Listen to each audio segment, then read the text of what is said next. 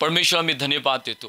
पुन्हा एकदा आज यूट्यूबच्या माध्यमातून मी तुमच्या समोर येत आहे आणि याच्या गेल्या अगोदरचे जे काही व्हिडिओ आम्ही पाहिले, देवाचं वचन जे आम्ही पाहिलं, बरेचशा लोकांनी त्याला रिस्पॉन्स दिला, कमेंट्स केल्या, वचन ऐकलं, वचनाप्रमाणे जीवन जगण्याचा निश्चय केला। ते म्हणलेत की सत्य आम्हाला समजलं, आता आम्ही सत्यामध्ये चालण्याचा प्रयत्न करत आहोत। या सर्व गोष्टीसाठी ज्या गोष्टी मागल्या व्हिडिओमध्ये जे वचन प्रभूचं आलं, ज्या लोकांनी त्याच्याविषयी पश्चाताप केला, स्वीकारलं, यासाठी मी सर्व गौरव प्रभूला देत आहे, कारण तो कार्य करत आहे, तो जीवन बदलत आहे। तर वचन सांगतं इब्री 4:12 मध्ये, देवाचं वचन सजीव सक्रिय आहे प्रियानो, कोणत्याही दुधारी तलवारीपेक्षा तीक्ष्ण असून मज्जे आणि सांधे याला भेदून ते आरपार काम करणार आहे। आणि कित्येक लोक जीवनामध्ये वचन काम करत आहे, परिवार बदलत आहेत, तरुण तरुणी बदलत आहेत। मी प्रभूला धन्यवाद देत आहे। आज पुन्हा एकदा परमेश्वराच्या वचनामध्ये आम्ही जात आहोत प्रियानो।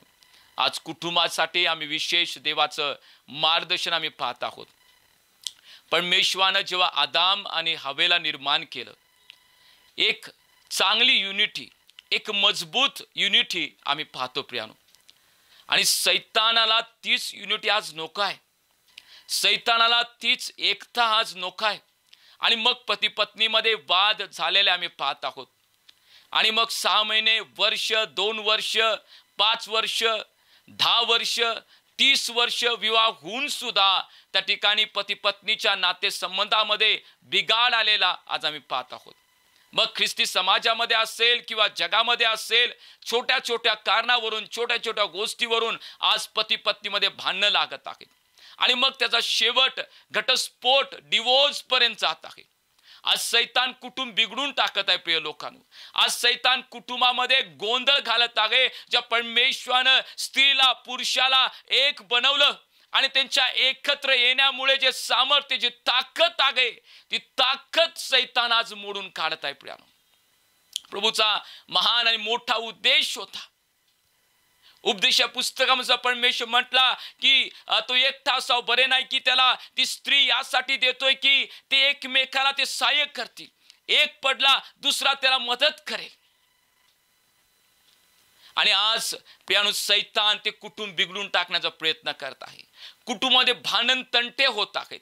चर्चला येणारे लोक असतील, सेवा कार्य करणारे सेवक सेविका असतील, कदाचित त्यांच्या परिवारामध्ये सुद्धा भांडण तंटे होत आहेत। कोणकोणती कारण भांडण तंट्यासाठी आहेत, आज वचनातून काही मुद्दे आम्ही पाहणार आहोत। आणि माझा विश्वास आहे जेव्हा हे मुद्दे परमेश्वर माझ्याशी आणि तुमच्याशी बोलत आहे, परमेश्वर नक्कीच तुमचा परिवार बांधू इच्छितो। परमेश्वर तुमच्या परिवाराद्वारे त्या ठिकाणी अद्भुत गोष्टी, संजीवन, ज्या क्षेत्रामध्ये, ज्या भागामध्ये तुम्ही राहत आहात तिथं करू इच्छितो। परंतु प्रियानो, आज परमेश्वर जेव्हा बोलत असताना ते वचनाला आम्ही साथ देऊया, ते वचनाला आम्ही प्रतिसाद देऊया, ते वचन स्वीकारूया। आणि जर काही गोष्टी आपल्या जीवनामध्ये असतील जे आज पवित्र शास्त्रामधून देवाचा आत्मा आम्हाला प्रकट करणार आहे, ते पश्चाताप करून आम्ही आमचं जीवन समेट करूया। हे वचन ऐकत असताना का तुम्ही पती आणि पत्नी एकत्र येऊन हे वचन ऐकू शकता। आणि जेव्हा त्या ठिकाणी मीटिंग्स पती पत्नी विषयी भरवल्या जातात, मंडळांमध्ये संदेश येतो, त्यावेळी पती पत्नीकडे पाहतो आणि तिच्याकडे लक्ष देऊन म्हणतो, बघ हा संदेश तुझ्यासाठी आहे, हा बघ संदेश तुझ्यासाठी आहे, पालक साहेब तुझ्यासाठी सांगत आहेत, हा सेवक तुझ्यासाठी सांगत आहे, ही सेविका तुझ्यासाठी सांगत आहे। आणि ती पत्नी पुरुषाकडे बघते, नाही नाही माझ्यासाठी नाही, हे तुमच्यासाठी आहे, हे बघा तुमच्यासाठी आहे, हे तुमच्यासाठी बोलत आहेत, तुम्ही असं वागताना, तुम्ही तसं करताना हे तुमच्यासाठी बोलत आहेत। धन्य जो स्त्री आहे, धन्य जो पुरुष आहे, तो एकामेकाकडे बोट न करता म्हणेल की हे वचन तुझ्यासाठी, ह्याच्यासाठी नसून हे वचन माझ्यासाठी आहे। आणि वचन मी स्वीकारतो, आणि जर मला बदल करायचा आहे, मला बदलायचं आहे, तर हे वचनाद्वारे माझं जीवन बदलतो। धन्य जे लोक प्रभूचं वचन आपल्या जीवनामध्ये स्वीकारतात, ते म्हणतात की हे वचन दुसऱ्यासाठी नसून हे वचन माझ्यासाठी आहे आणि माझं जीवन बदलतो। आणि जर त्या अंतःकरणानं आजचा संदेश तुम्ही ऐकत आहात, तर मी विश्वास ठेवतो परमेश्वर तुमचं जीवन बदलेल प्रियानो। परमेश्वर तुमचं कुटुंब पुन्हा एकदा बांधेल। जीवनातील कुटुंबातील गैरसमज, गोंधळ आज निघून जाते येशूच्या सामर्थ्य नावात। ही माझी आज प्रार्थना आहे तुमच्यासाठी। या पण वचनामध्ये काय सांगतं, कोणती कारण आपल्या कुटुंब तोडण्यासाठी, भांडण-तंटे निर्माण करण्यासाठी आहेत आम्ही पाहूया. आम्ही वचनामध्ये जाऊया. आम्ही नीतिसूत्र याचा 17वा अध्याय आणि पहिलं वचन आम्ही पहिला वाचूया की वचनामध्ये काय सांगतं. नीतिसूत्र 17वा अध्याय आणि पहिलं वचन. एखाद्या घरात मेजवानीची चंगळ असून त्यात कलह असला तर त्यापेक्षा शांती असून कोरडा तुकडा मिळाला तरी तो बरा. आज कदाचित हा गैरसमज बऱ्याचशा लोकांच्या जीवनामध्ये असू शकतो. मी माझ्या घरामध्ये चांगलं फर्निचर केलं म्हणजे माझ्या घरामध्ये शांती येईल. काही लोक म्हणतील माझ्या घरामध्ये चांगल्या मेजवान्या केल्या म्हणजे घरामध्ये शांती येईल. माझ्या घरामध्ये पैसा अडका भरपूर असला म्हणजे माझ्या घरामध्ये शांती येईल. दागदागिने भरपूर असले, कपडा लथा भरपूर असला म्हणून माझ्या घरामध्ये शांती येईल. ठराविक त्या ठिकाणी एरियामध्ये जर मी घर घेतलं का नाही बघा, त्या ठिकाणी शांती आहे आणि त्या ठिकाणी माझ्या घरामध्ये शांती येईल आणि आम्ही शांतीमध्ये असो. देवाचं वचन काय तर वेगळं आज आमच्याशी बोलणार आहे प्रियानो. वचन स्पष्टपणे सांगते एखाद्या घरामध्ये मेजवानी आहे, पाची पकवान त्या ठिकाणी आहेत आणि खाण्यापिण्याची रेलचेल आहे, सगळं काही उत्तम आहे. पण वचन सांगतं त्या घरामध्ये जर त्या ठिकाणी शांती नसेल तर त्या घराचा उपयोग काय आहे. त्या घरामध्ये जर शांती नांदत नसेल तर त्या घराचा उपयोग काय आहे. देवाच्या वचनामध्ये सांगतं प्रियानो. आज आमचं घर कदाचित असं आहे काय, पाची पकवान आमच्या घरामध्ये आहे, चांगलं फर्निचर आमच्या घरामध्ये आहे, पैसा अडका आमच्या घरामध्ये आहे आणि धन संपत्ती आमच्या घरामध्ये आहे, सोनं नाणं आमच्या घरामध्ये आहे, विशिष्ट चांगल्या त्या ठिकाणी लोकेशन मध्ये कॉलनी मध्ये आमचं घर आहे, पण तरी सुद्धा आमच्या घरामध्ये शांती नाही आहे. काय कारण असू शकतं आमच्या घरामध्ये शांती नाही आहे. आणि ही शांती कोणत्याही दुकानामध्ये जाऊन विकत घेऊ शकत नाही. ही शांती कुठेही जाऊन आम्हाला ती प्राप्त होऊ शकत नाही. काय गोष्टी आम्ही करण्याच्या द्वारे ती शांती आमच्या घरामध्ये येईल. कोणत्या गोष्टी आमच्या जीवनात अवलंबून करण्याच्या द्वारे, कोणतं वचन आमच्या जीवनात स्वीकारण्याच्या द्वारे ती शांती आमच्या जीवनामध्ये येईल. आज पवित्र शास्त्रामध्ये आम्ही पाहणार आहोत. आज अशा काही गोष्टी आमच्या जीवनामध्ये पाहणार आहोत की ते शांतीच्या द्वारे आमचं कुटुंब राहील. आम्ही कोणत्या गोष्टी केल्या पाहिजेत. पहिली गोष्ट आम्ही पवित्र शास्त्रामधून पाहूया. जर आमच्या घरातून भांडण तंटे जर दूर व्हायचे आहेत, आमच्या घरातून भांडण तंटे जर निघून गेले पाहिजेत, पहिली गोष्ट वचनामध्ये काय सांगते पाहूया. नीतिसूत्राच्या 17व्या अध्यायामध्ये 14 वचन काय सांगते पाहूया. नीतिसूत्र 17वा अध्याय 14 वचन. कोणी धरणाला छिद्र पाडून पाणी वाहू द्यावे, त्याचप्रमाणे भांडणाचा आरंभ होतो, म्हणून भांडण पेटण्यापूर्वी बाचाबाची सोडून द्यावी. प्रिय लोकांनो, पहिली गोष्ट वचन सांगतं कोणी धरणाला छिद्र पाडून पाणी वाहून द्यावे, त्याप्रमाणे आम्ही कित्येक लोकांनी धरण त्या ठिकाणी पाहिलेलं आहे आणि ते धरण जे असतं ते मोठा पाण्याचा साठा अडवून ठेवतं आणि त्या पाण्यामध्ये जेवढी ताकद, ती प्रेशर जे असतं ते प्रेशर ते धरण अडवण्याचं काम करतं प्रियानो. आणि त्या धरणामुळे कितर गावं आजूबाजू सुखी असतात. पाण्याचा पुरवठा असेल किंवा पाऊस अधिक पडल्यामुळे जे पुराचं पाणी येतं त्याला अडवण्यासाठी हे धरण काम करत असतं, म्हणून कितर गावं कितर घरं सुरक्षित असतात या धरणामुळं.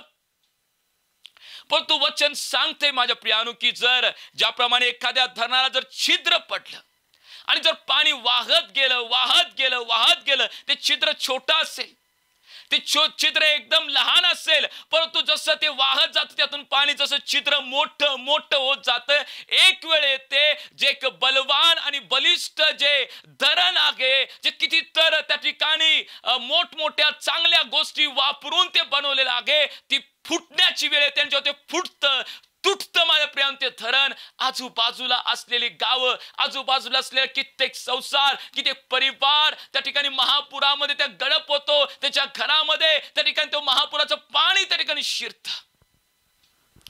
याची सुरुवात कुठून झाली? याची सुरुवात छोट्या एका छिद्रातून झाली.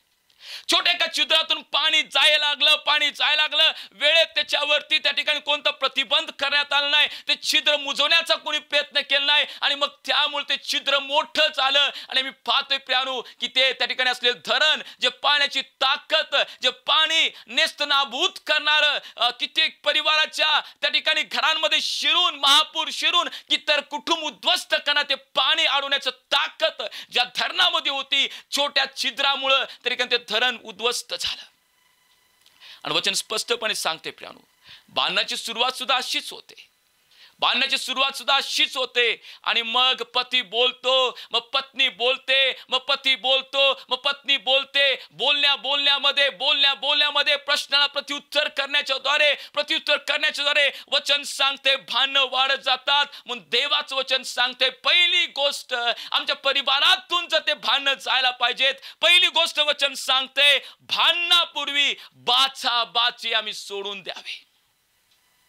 बाचाबाचा सोडून द्यावी. आमच्याकडे तेवढी ताकद, तेवढं सामर्थ्य असण्याची गरज आहे. जेव्हा पती बोलत असेल, पत्नीनं शांत ऐकून घ्यावं. आणि जेव्हा पत्नी बोलत असेल त्या ठिकाणी पती त्या ठिकाणी शांत ऐकून घ्यावं.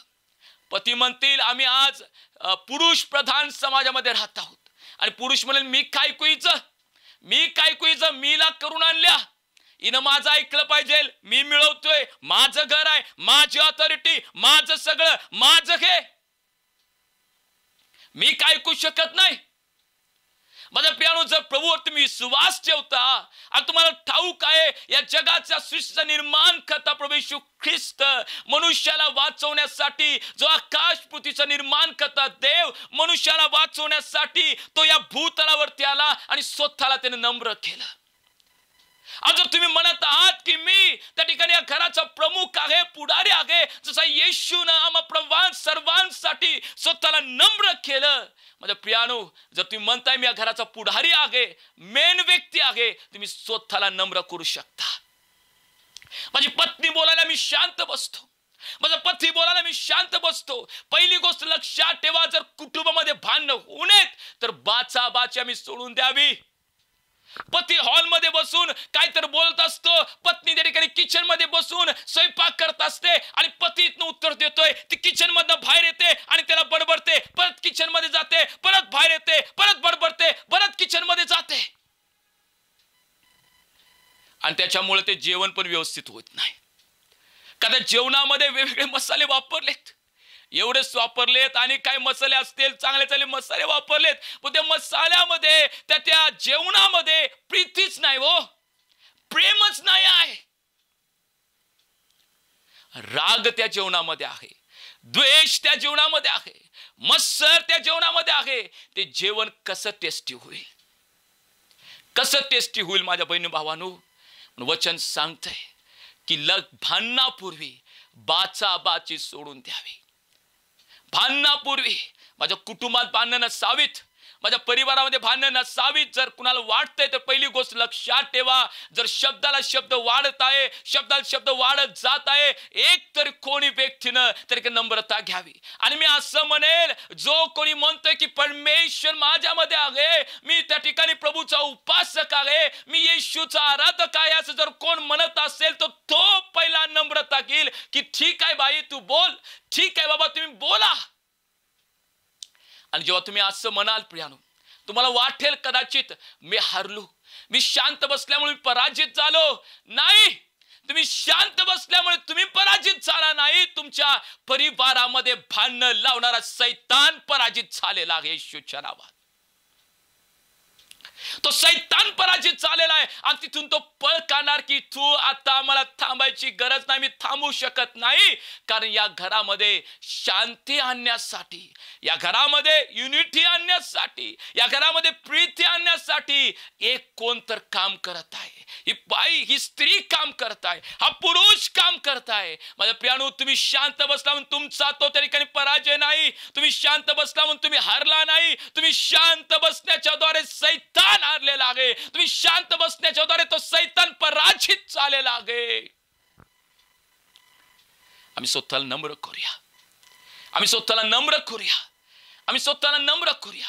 वचन सांगते पहिली गोष्ट जर भांडणं आमच्या परिवारातून निघून जावावी तर भांडणापूर्वी आम्ही बाचाबाची सोडून द्यावी, बाचाबाची सोडून द्यावी. कारण वचनामध्ये काय लिहिलंय, आम्ही जर पुढे वाचलं नीतिसूत्राच्या 20व्या अध्यायामध्ये जर आम्ही वाचणार प्रियानो, तर वचन काय सांगतंय. नीतिसूत्र 20वा अध्याय 3रं वचन तुम्ही वाचाल, त्या वचनामध्ये परमेश्वर काय बोलते आम्ही पाहूया. नीतिसूत्र याचा 20वा अध्याय 3रं वचन. भांडणापासून दूर राहणे हे मनुष्याला भूषणावं आहे, पण प्रत्येक मूर्ख इसम कलह करीत राहतो. यस, वचन स्पष्टपणे बोलत आहे आज आम्हा प्रत्येकाशी. भांडणापासून दूर राहणे हे मनुष्याला भूषण वय आहे. ते त्याची उत्तमता दर्शवते. त्याच्या जीवनातील तो पवित्र आत्म्याला भरलेला व्यक्ती ते दर्शवतं. त्याच्या जीवनामध्ये त्याला तारण प्राप्त झाले हे दर्शवतं. त्याच्या जीवनामध्ये ख्रिस्ताची प्रीती आहे हे दर्शवतं. वचन स्पष्टपणे सांगते, जो पुरुष असेल, जी स्त्री असेल, जी भांडणापासून दूर राहते त्याला भूषण वय आहे. आमच्या कपड्याद्वारे आम्ही भूषण वय दिसत नसे कदाचित, आमच्याकडे दागिने नसतील म्हणून कदाचित आम्ही भूषण वय दिसू नये, परंतु आम्ही भांडणापासून दूर राहण्याच्या द्वारे आम्ही भूषण वय राहू शकतो. आम्ही चांगले कपडे घातलेत, आम्ही चांगला पेहरावा त्या ठिकाणी घातलेला आहे, आम्ही चांगलं एज्युकेशन घेतलेलं आहे, चांगलं सोनं दागिना आमच्या अंगावरती आहे, पण आम्ही जर भांडण तंटे घरात उपस्थित करणारे लोक असो, ऑफिसच्या ठिकाणी भांडण तंटे, मंडळीमध्ये भांडण तंटे जर उपस्थित करणारे लोक असो, माझ्या प्रियानो, तुमचा पेहरावा, तुमचे सोने दागिने, तुमचा स्टेटस, तुमचं एज्युकेशन, तुमचं चांगलं बोलणं कोणत्याही उपयोगाचं नाही. लोक तुम्हाला तुच्छ मानायला लागतील, लोक तुमच्यापासून पळ काढायला लागतील. अरे हा व्यक्ती भांडण करणार आहे रे, ही स्त्री भांडण करणार आहे रे, हिच्यापासून दूर जाऊया, हिच्या नादाला लागायचं नाही, हिचे शब्द किती अमंगळ आहेत, हे शब्द किती रागट आहेत. जर कोणी म्हणेल मी देवाच्या दैवी आत्म्याला भरलेला व्यक्ती आहे, वचन सांगते त्यानं भांडणापासून दूर राहावं. आहे काय व आमच्यामध्ये देवाचा आत्मा? आम्ही म्हणतोय की ओय मी पवित्र आत्म्याने भरलेला आहे, आणि जर म्हणतोय, वचन सांगते भांडणापासून दूर राहावं. दुसरी बाजू बघितली तो शहाणा आहे, पण वचन सांगते जो मूर्ख आहे तो कलह करत राहतो, तो भांडण तंटे करत राहतो. छोट्या छोट्या गोष्टीवरून भांडण तंटे करणारे लोक आम्ही पाहिलेले आहेत. गैरसमजाच्या द्वारे भांडण तंटे करणारे लोक आम्ही पाहिलेले आहेत. कधी कधी मंडळीमध्ये सेवकाने दिलेले एखादा संदेश ऐकून हा संदेश माझ्यावरतीच दिला मग त्या सेवकावर भांडण तंटे करणारे लोक आम्ही पाहिलेले आहेत. वचन सांगतं जे लोक कलह करणारे, भांडण तंटे करणारे आहेत ते मूर्ख आहेत, ते मूर्ख आहेत. कोण आहे आम्ही? भांडणापासून दूर राहणारे लोक, शहाणी लोक म्हणून, का भांडण तंटे निर्माण करणारे लोक? घरामध्ये छोट्या छोट्या गोष्टीद्वारे एखादा भाऊ घरातल्या छोट्या छोट्या गोष्टीद्वारे भांडण काढतो, पत्नीवर भांडत असतो, हे व्यवस्थित केलं नाहीस, हे ते व्यवस्थित केलं नाहीस, इथंच घाण पडलेलं आहे, इथंच असं झालेलं आहे, हे जेवण असं करतात काय, कुणी केलंय काय, ते केलेलं जेवण बघ, तिचं जेवण बघ, त्याचा डबा बघ किती छान असतोय, आणि तुझं जेवण असं काय, तू जेवण अशा पद्धतीच का करतात, अजिबात टेस्ट नाही आणि व्यवस्थित ठेवलं नाही. घरात आली की पोरांची किरकिर, ऑफिसमध्ये किरकिर पोराची, आणि छोट्या छोट्या गोष्टीवरून काही भाऊ आपल्या घरामध्ये भांडणं लावतात, भांडणं काढतात आणि घरातली शांती काढून टाकतात. मग त्या ठिकाणी चांगली मेजवानी घरात केली असेल, चांगलं नॉनव्हेज केलं असेल, व्हेज केलं असेल, आवडीचे खाद्यपदार्थ त्या ठिकाणी केलेले असतील, पण जर त्या घरामध्ये आम्ही छोट्या छोट्या गोष्टींवर भांडणं जर काढत आहोत, वचन सांगतं भांडण काढणारा व्यक्ती हा मूर्ख आहे. कोण आहे आम्ही? कोण आहे आम्ही? हा संदेश ऐकत असताना आपल्या मनात असं म्हणू नका माझा पती असा आहे बघा, तो मूर्ख आहे. नाही माझ्या बहिणी, स्वतःच आत्मपरीक्षण कर. नाही माझ्या बाबा, स्वतःच आत्मपरीक्षण कर. तू त्या भांडणाच्या वेळेत तू शांत बसतोयस काय? तू बाचाबाची तर एखादी सोडून देतोयस काय? आपल्या जीवनामध्ये पाहणं किती श्रेष्ठ ठरेल, उत्तम ठरेल, कारण देवाचं वचन हे आरसा आहे. आमचा अंतर्याम आम्हाला दाखवतं आम्ही कुठं चुकत आहोत, आम्हाला कुठलं बदलायची गरज आहे, हे पवित्र शास्त्र आम्हाला दाखवतं. प्रियानो, छोट्या छोट्या गोष्टींना भांडण तंटे करत बसू नका. पत्नीकडे मला अगं जरा जेवायला दे, जेवणाला 5-10 मिनिटं लेट झाला म्हणून भांडणारे लोक आम्ही पाहतो. अग मला जर चहा दे, चहा वेळेत दिला नाही म्हणून त्या ठिकाणी रुसून फुगून बसणारे लोक आम्ही पाहतो. आणि मंडळीमध्ये आम्ही आराधना करणारे, संदेश देणारे, मोठमोठ्या गोष्टी बोलणारे आम्ही लोक आहोत. आम्ही मंडळीमध्ये कसे आहोत याच्याद्वारे आम्हाला स्वर्ग प्राप्त होणार नाही प्रियानो. 1-2 तास आम्ही कसं जीवन जगतो, आम्ही आमच्या घरामध्ये, आमच्या समाजामध्ये, आमच्या कामाच्या ठिकाणी आम्ही कशा पद्धतीने जीवन जगत आहोत याच्याद्वारे आमचा न्याय निवाडा आणि आम्हाला स्वर्ग प्राप्त केला जाईल प्रियानो. वचन सांगतं, जो भांडणापासून दूर राहतो तो मनुष्य शाना आहे किंवा त्याला ते भूषणवन आहे, पण तो प्रत्येक मूर्ख इसम कलह करत राहतो. पहिली गोष्ट पाहिलेली आहे की जर भांडण आमच्या घरामध्ये नसावं, वचनात ज्या रीतीने सांगितलं नीतिसूत्र 17:14 प्रमाणे की भांडणापूर्वी बाचाबाची आम्ही सोडून द्यावी. आता दुसऱ्या गोष्टीकडे जावे आपण. दुसऱ्या गोष्टी काय सांगतं की आमच्या घरात भांडणे होऊ नयेत म्हणून, कलह होऊ नये म्हणून काय सांगतं नीतिसूत्राच्या 26व्या अध्यायामध्ये 17 वचन काय सांगतं पाहूया. नीतिसूत्र याचा 26वा अध्याय 17 वचन. दुसऱ्याच्या तंट्यात पडून संतप्त होणारा सहज जवळून जाणाऱ्या कुत्र्याचे कान धरून ओढणाऱ्यासारखं होय. वचन स्पष्टपणे सांगतं प्रियानो की दुसऱ्याच्या तंट्यात पडून त्या ठिकाणी संतप्त होणारा. बरेचशे लोकांचं ते एक वागणं असतं. अशा प्रकारे वागतात की बऱ्याचशा बहिणी अशा असतात की तिच्या त्या ठिकाणी माहेरमध्ये तिच्या आई वडिलाची भांडणं झालेली असतात, किंवा तिच्या भावाचे आणि त्याच्या बायकोचे भांडणं झालेले असतात, किंवा भावाच्या बायकोनं आई वडिलाला बघितलं नसतं म्हणून तो फोनवरती बोलण्याच्या द्वारे तो राग मनात ठेवून ही घरामध्ये डिस्टर्ब असते. घरामध्ये आपटापटी करणं, घरामध्ये जेवण व्यवस्थित न करणं, पतीशी व्यवस्थित न बोलणं, लेकराची व्यवस्थित न बोलणं. आणि वचन सांगतंय अशा प्रकारे बोलण्याच्या द्वारे जो कोणी त्या ठिकाणी वागत आहे, वचन सांगतं तो त्या ठिकाणी सहज जवळ जाणाऱ्या कुत्र्याचे कान ओढण्यासारखा आहे. पती काय म्हणेल, अगं बाई तुझ्या माहेरमध्ये तिथं झालेलं आहे, तिथं भांडण तंटे आहेत, तिथं प्रॉब्लेम आहे, तो हिथं काशी वागत आहेस, अशा प्रकारे का तुझं जीवन आहे, अशा प्रकारे तुझं बोलणं काय आहे, कुटुंबामध्ये आमच्या शांती ठेव. बऱ्याचशा बहिणीला ते असतं प्रियानो. त्या ठिकाणी माहेरमध्ये काय गोष्टी झाल्या, तिथला राग घेऊन, तिथली परिस्थिती घेऊन, तिथल्या घरात गोष्टी घेऊन त्या ठिकाणी घरामध्ये व्यवस्थित वागणार नाही. काय काय बहिणी तिथं काय तर झालं म्हणून आपल्या नवऱ्याच्या घरी जेवणार नाहीत, तिथं काय तर झालं म्हणून आपल्या घरामध्ये जेवण करणार नाही. मी आज काय जेवण करणार नाही, काय तर बाहेर नाला जावा, नाहीतर उपाशी बस. अरे आम्ही कसं वागत आहोत. आणि वचन सांगते अशा प्रकारे जर कोण वागतं ते जवळून जे कुत्र चाललेलं आहे त्याचं कान ओढण्यासारखं आहे. कुत्र काय करेल, वो काय करेल सांगा, कुत्र काय करेल. वचन सांगते त्याप्रमाणे जर आम्ही त्या कुत्राचं कान ओढलं, कुत्रा आम्हाला सोडणार नाही, कुत्रा आम्हाला चावणार. मग कुत्रा आम्हाला त्या ठिकाणी अशा जोरदार चावल, कुठं त्या ठिकाणी पावसाचा सुद्धा आमचा त्या ठिकाणी वाटा तो खाऊन जाईल, आमच्या अंगातला, आमच्या पायातला, आमच्या हातातला.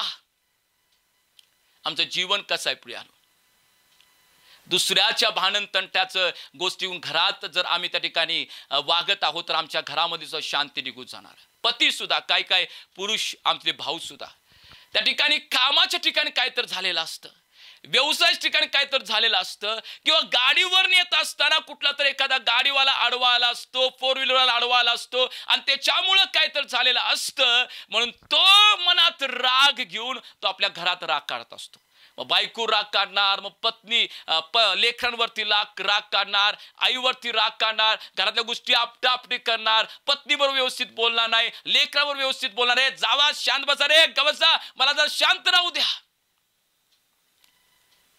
कामातले भांडणं घेऊन आज घरामध्ये आम्ही भांडणं काढत आहोत काय, कामामधले प्रॉब्लेम घेऊन, कामातल्या समस्या घेऊन आज घरामध्ये आम्ही डिस्टर्ब वागत आहोत काय. तर वचन स्पष्टपणे सांगतं जो दुसऱ्याच्या तंटात पडून जो संतप्त होतो तो कुत्र्याचे कान ओढण्यासारखा आहे. कुत्र चावणार नक्की, मग काय होणार, भांडणाला सुरुवात होणार. चांगली शांती आमच्या घरामध्ये असते, शांती निघून जाणार. चांगली प्रीती आमच्या घरामध्ये, प्रीती निघून जाणार. मग दुसऱ्याच्या भांडण तंट्यामध्ये पडून जो कोणी संतप्त होतो तो कुत्र्याचं कान ओढण्यासारखा आहे. लक्षात ठेवा माझ्या बहिणी भावांनो, तुमच्या माहेरमध्ये काय झालं असेल, तुमच्या कामाच्या ठिकाणी काय झालं असेल, तुम्ही येता जाता काय झालं असेल, तर त्या गोष्टी घेऊन घरामध्ये भांडणं करत बसू नका. त्या गोष्टी घेऊन घरामध्ये आरडाओरडा करत बसू नका. त्या गोष्टी घेऊन आपल्या जीवनातली परिवारातली शांती घालवू नका. आपल्या जीवनामध्ये शांती ठेवा. बाहेरच्या गोष्टी बाहेर सोडा. माहेरच्या गोष्टी माहेरमध्ये सोडा. आज कित्येक बहिणीचं संसार तुटायचं कारण त्या बहिणीची आई असते, माहेरकडची लोक असतात. ज्या गोष्टीची आवश्यकता नाही त्या गोष्टीमध्ये सुद्धा ते आपले नाक खुपसत असतात आणि आपल्या मुलगीला फोनवरून मार्गदर्शन करत असतात. असं वाग, तसं वाग, जर पती असं करतोय ना तो असं बोल, तुझी सासू अशी करते ना तू तसं कर, असं वाग तसं वाग. किती तर बहिणीचा संसार तुटायला कारणीभूत तिच्या माहेरकडची लोक आहेत. जर असं कोण करत असेल तर बदला. त्यांना डिस्टर्ब करू नका, त्या बहिणीला डिस्टर्ब करू नका, तुमच्या मुलगीला डिस्टर्ब करू नका. शिकवायचं असेल तर चांगलं शिकवा, नाहीतर शिकू नका, सोडून द्या. पण तू भांडण तंट होतील अशा गोष्टी बोलू नका. स्पष्टपणे देवाचं वचन सांगतंय, जो कोण दुसऱ्याच्या तंटात पडून त्या ठिकाणी संतप्त होतो तो कुत्र्याचं कान ओढण्यासारखा आहे. कुत्र्याचं कान ओढायचं बंद करूया. पहिली गोष्ट आम्ही पाहिली की बाचाबाची आम्ही सोडून द्यावी जर भांडणं आमच्या परिवारामध्ये नसावीत. दुसरी गोष्ट आम्ही पाहिली त्या ठिकाणी दुसऱ्याच्या तंटात पडून आम्ही घरामध्ये रागवून जाऊ नये, आम्ही घरामध्ये गोंधळ निर्माण करू नये.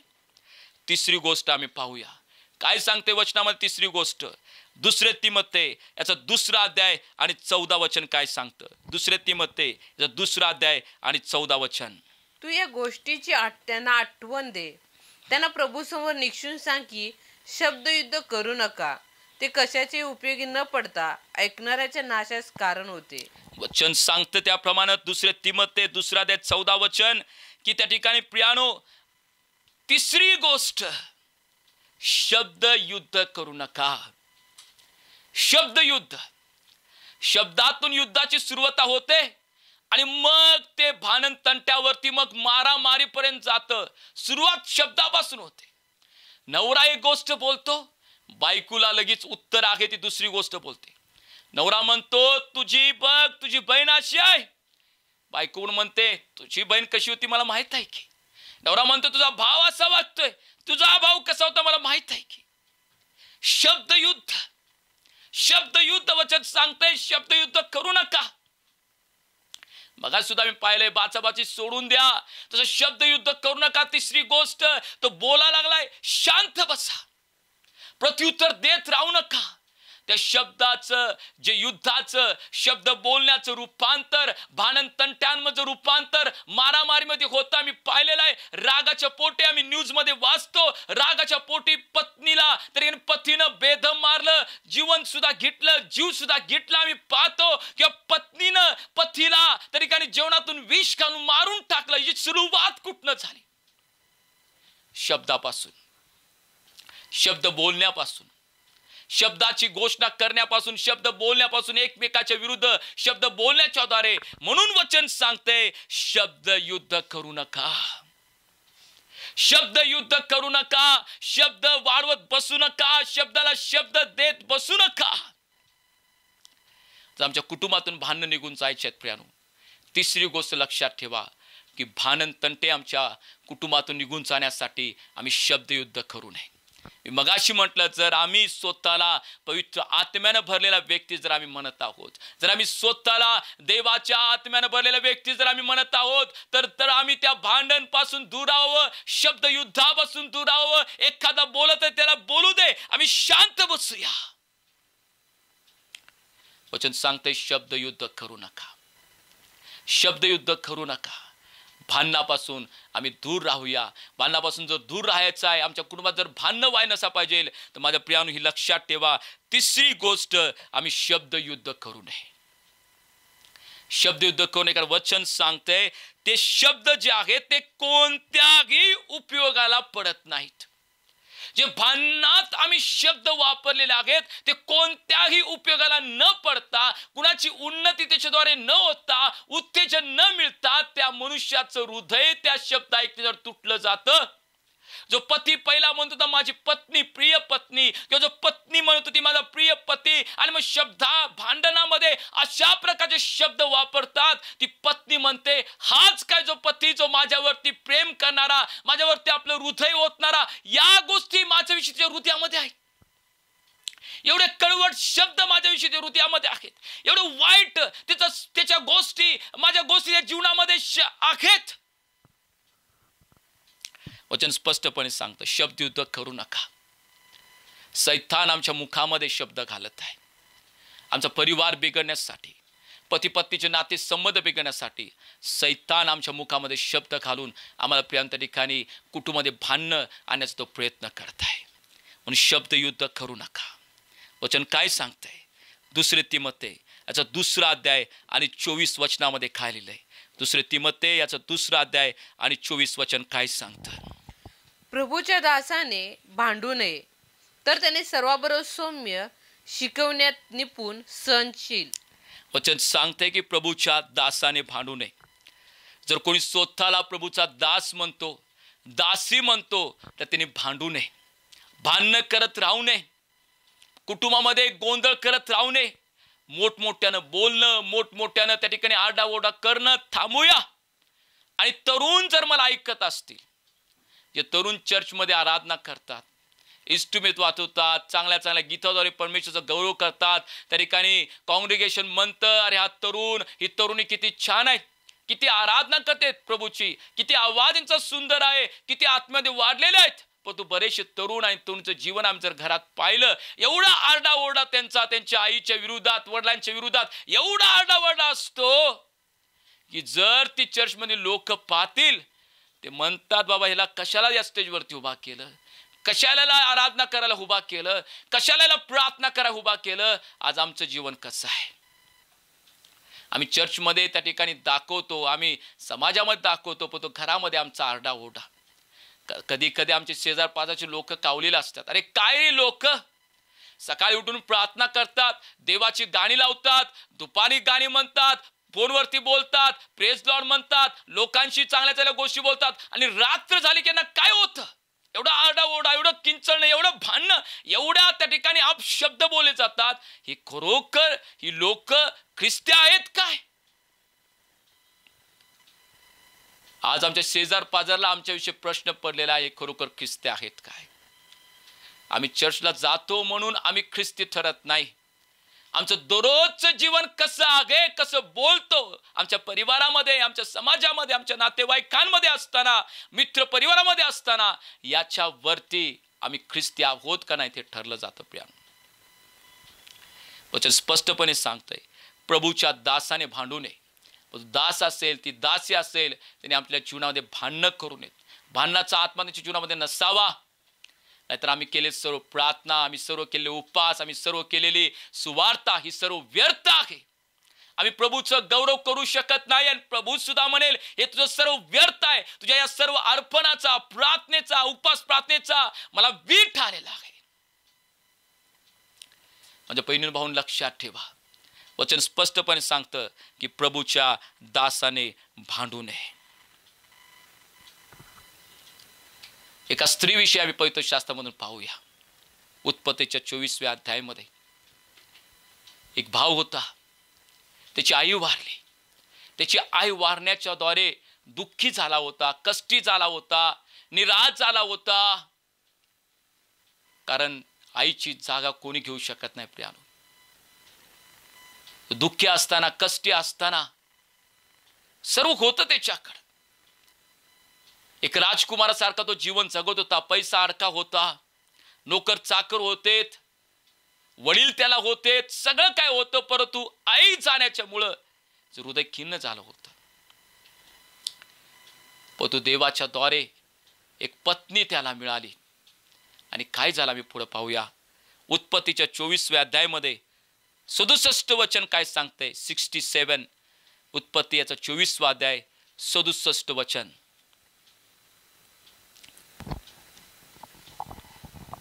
मग इसाकाने तिला आपली आई सारा हिच्या डेऱ्यात आणले. त्यांनी रेबेकाचा स्वीकार केला व ती त्याची पत्नी झाली आणि तिच्यावर त्याचे प्रेम होते. आणि आपल्या आईच्या पश्चात इसाक सांत्वन पावला. जे माझ्या बहिणी मला ऐकत आहेत, रिबिका सारखं आमचं जीवन त्या ठिकाणी आहे काय? वचन सांगतं इसाक दुःखामध्ये होता. आपली आई मरण पावली, आपली आई सोडून गेली म्हणून तो दुःखामध्ये होता. तिचं हृदय दुःखी होतं. ओ माझी आई मला सोडून गेली, माझ्यावरती प्रेम करणारी, माझी काळजी घेणारी, माझी देखभाल करणारी माझी आई मला सोडून गेली. इसाक त्या दुःखामध्ये होता प्रिया. ते दुःख त्याच्या जीवनामध्ये होतं. तो अश्रूमध्ये होता. तो एकटा एकटा राहत होता. वचन जेव्हा सांगते की अब्राहमानं एलिएझरला सांगितले की जा माझ्या बापाच्या घरी जा आणि त्या ठिकाणातून एक मुलगी माझ्या मुलासाठी तू शोधून आण. एलिएझर जातो आणि आम्हाला ठाऊक आहे तो रिबिकाला त्यासाठी घेऊन येतो. प्रियानो, वचन सांगते रिबिका मिळण्याच्या द्वारे तो सांत्वन पावला. तिचं दुःख निघून गेलं, निराशा निघून गेली. म्हणजे जे माझ्या बहिणी ऐकत आहेत, मला तुम्हाला प्रश्न विचारू द्या. तुमच्या पतीसाठी तुम्ही सांत्वन म्हणून आहात काय? तुमच्या पतीसाठी तिचं दुःख दूर करणाऱ्या व्यक्ती तुम्ही आहात काय? रिबिका सारखं तुमचं जीवन त्या इसाकाला जसं रिबिकाचं जीवन एक सांत्वन घेऊन आलं, प्रीती सांत्वन घेऊन आली, तसं माझ्या बहिणीनं तुमचं जीवन आपल्या पतीसाठी एक सांत्वन, एक प्रीती, एक धीर, एक उल्हास, एक आनंद घेऊन येणार आहे काय?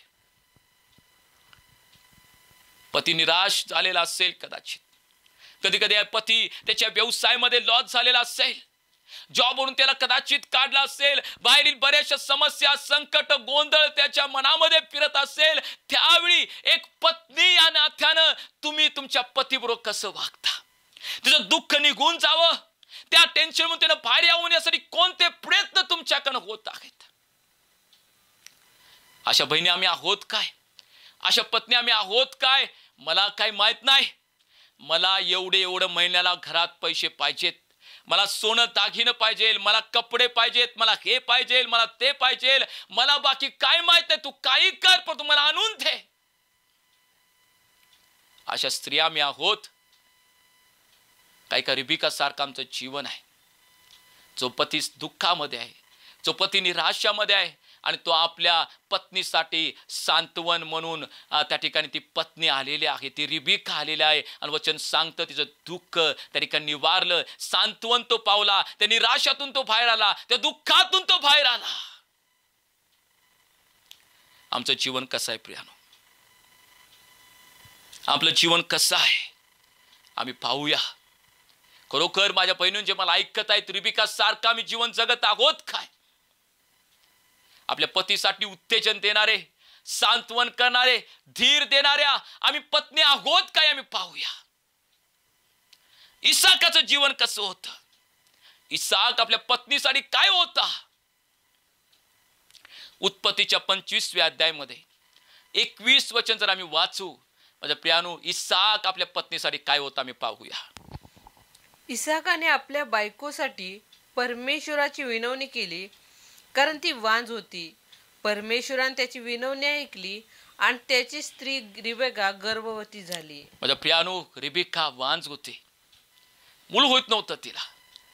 आणि आम्ही आज अशा समाजामध्ये राहत आहोत की जर बाईला एका वर्षात जर मूल झालं नाही, जिथं जाईल तिथं चौकशी होते, जिथं जाईल तिथं बोललं जातं, मूल झालं नाही, मूल झालं नाही, अजून काय नाही, अजून काय नाही, अजून काय नाही. त्या घरातल्या त्या स्त्रीपेक्षा, घरातल्या लोकांपेक्षा बाहेरच्या लोकांना जास्त टेन्शन असतं. काय झालं नाही वय? पाणीला गेल्यानंतर तिथं विचारतात काय झालं नाही अजून, दुकानला गेल्यानंतर तिथं, चर्चमध्ये गेल्यानंतर तिथं. त्या बाईला लोक त्या ठिकाणी शांतीने राहू देत नाही. रिबिकाचं जीवन असं होतं. वचन सांगते ती वांज होती, हे तिचा कमीपणा होता. मग या कमीपणामध्ये इसाकानं तिला सोडलं नाही. तिच्यावरती त्या ठिकाणी कोणत्याही प्रकारे दबाव आणून मला सोडून जा, तुझ्यात हा कमीपणा आहे म्हणून तो बोलला नाही. लोकांचे शब्द त्याच्या कानात येत असताना तो त्या कानातले शब्द ऐकून आपल्या पत्नीवरती घरातून त्याने राग काढला नाही. पत्नीला तो वेड वाकडं बोलला नाही. वचन सांगतं त्या पत्नीच्या कमीपणामध्ये, वांजपणामध्ये त्याने प्रभूकडे प्रार्थना केली, प्रभू माझ्या पत्नीची आठवण कर, प्रभू तिच्यातून वांजपणा निघून जाऊ दे, तो कमीपणा निघून जाऊ दे. ही इसाकाची प्रार्थना रिबेकासाठी होती. आणि वचन सांगतं इसाकाची प्रार्थना परमेश्वरने ऐकली, रिबेकाची कूस वाहती केली. आज जे मला भाऊ ऐकत आहेत, मला पाहत आहेत, तुमच्या पत्नीच्या कमीपणासाठी तुम्ही प्रार्थना करता का हो? तुमच्या पत्नीच्या कमीपणासाठी प्रभूकडे विनंती करता का हो? तिच्या दुःखासाठी, जे दुःख जीवनामध्ये आहे त्यासाठी प्रार्थना करता काय? आजारपणासाठी प्रार्थना करता काय? बरेचसे पुरुष म्हणतात मी पिडलोय आजारानं, हे सारखाच आजार आजार आजार आजार, नको तू मला, सोडून जा मला, माझ्या घरात तू राहू नको. देवाच्या समोर, मंडळीच्या समोर, सेवकाच्या समोर आम्ही शपथा घेतलेल्या असतात, सुखात दुःखात मी संगती राहीन. आणि जर एक 15 दिवस, महिना, 2 महिना पत्नी आजारी पडली की पडली, याला टेन्शन यायला सुरुवात होतं. घालून टाकूया हिला, घालून टाकूया हिला, किती दिवस या आजारामध्ये बघायचं, किती दिवस हिला आजारामध्ये बघायचं, घालून टाकूया. माझ्या भावानो, वचन सांगतंय इसाकानं रिबेकासाठी प्रार्थना केली, परमेश्वरानं ती प्रार्थना ऐकली. आज तुमच्या पत्नीच्या दुःखामध्ये, त्या कमीपणामध्ये तुम्ही तिच्याबरोबर उभा राहत आहात काय? तिच्या कमीपणामध्ये तुम्ही त्या ठिकाणी तिच्या संगती उभा राहत आहेत काय? जेव्हा समाज, नातेवाईक, इतर लोक तिला दोष देत राहत असतील, तिची निंदा करत असतील, तिचा कमीपणा काढत असतील, त्यावेळी तिच्या कमीपणामध्ये तुम्ही उभा राहून त्यासाठी त्या ठिकाणी एक चांगला पती म्हणून तुमचं कार्य तुम्ही करत आहात काय? त्यासाठी प्रार्थना करत आहात काय? तिच्या आजारपणामध्ये तिला सहाय्य करत आहात काय? कसं पण काय पण झालं पाहिजे, तू आजारी आस तर काय पण कर, माझा डबा वेळेत झाला पाहिजे, मला जेवण वेळेत मिळालं पाहिजे, मला काय माहित नाही, उठ काय तर कर. आजच्या दिवस जरा बाहेरून काय तर खाऊया, मला होऊनच आलंय, मला उठायला जरा, ओ मला जरा मदत करा. आजच्या दिवस नाही चल.